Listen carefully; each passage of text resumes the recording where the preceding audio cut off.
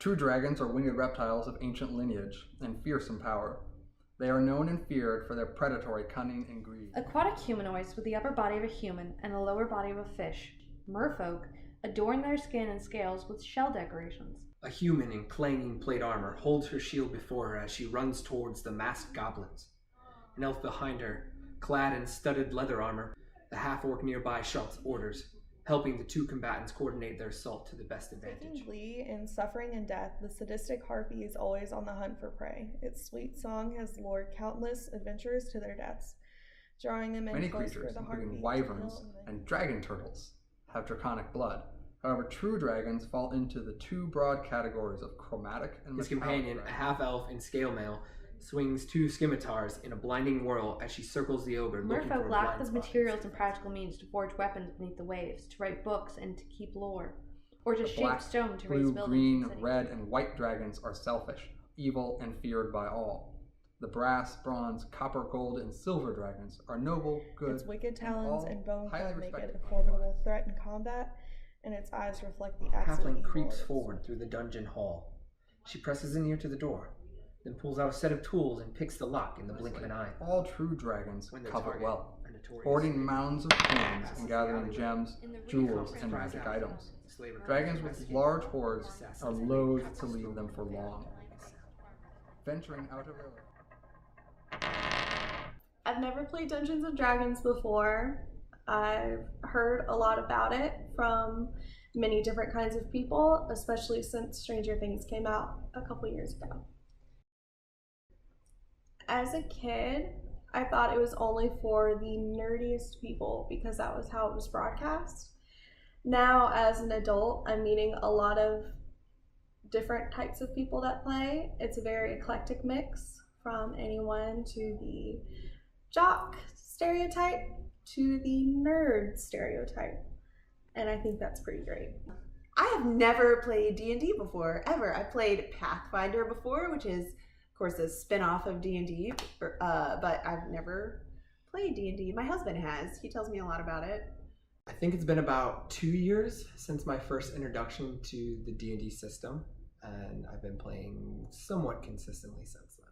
So from what I hear, Pathfinder has more rules than D&D, and it's a lot more fighting and action, whereas D&D is a lot more role-playing, like really get into character, and you kind of, set the stage with your mind more so than Pathfinder. Like there's this weird split where D&D, the rule set went away that a certain player base didn't like, so they split off, and a company that used to make material for D&D developed Pathfinder from the I think it was D&D 3.5. So I would say society in general views D&D as the thing that lonely virgins play in their basement. That's pretty much what most people think of it. So as far as stereotypes go for D&D players, I personally haven't ran into too many of like the hardcore stereotypes, but I think when you get in any kind of imaginary where anything goes, you're gonna get a lot of people that are gonna be able to explore things that they themselves can't experience in real life. For instance, you might have somebody that's not super popular or good with the ladies, but in D&D he can be that person. And maybe he can naturally be that person, but he just whoever it is lacks the confidence or what have you. Maybe they're just a shy person, and I think that there's again an avenue to kind of explore other ways of being for people that makes it really appealing to some people. And then honestly, some people just like to win, like hands down.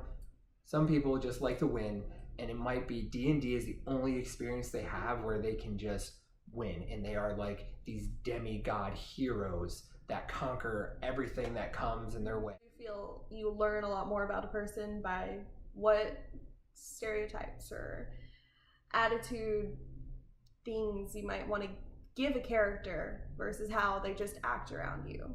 I think what they give to their character shows you some underlying themes in their personality.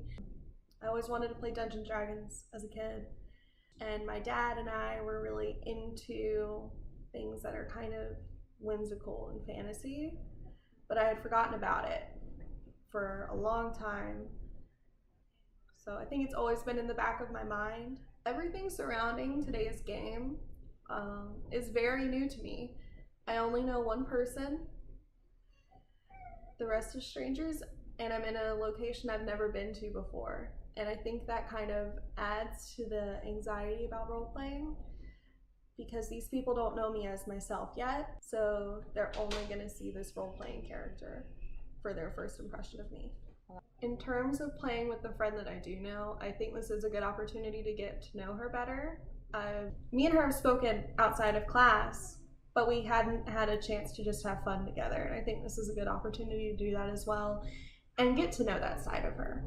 The biggest thing that kept me going with D&D from when I first started was, I think as we get older, we lose a lot of those avenues for our imaginations to kind of run wild, right? There's books and there's movies and TVs, but like those are kind of somebody else's imagination that's kind of helping yours along.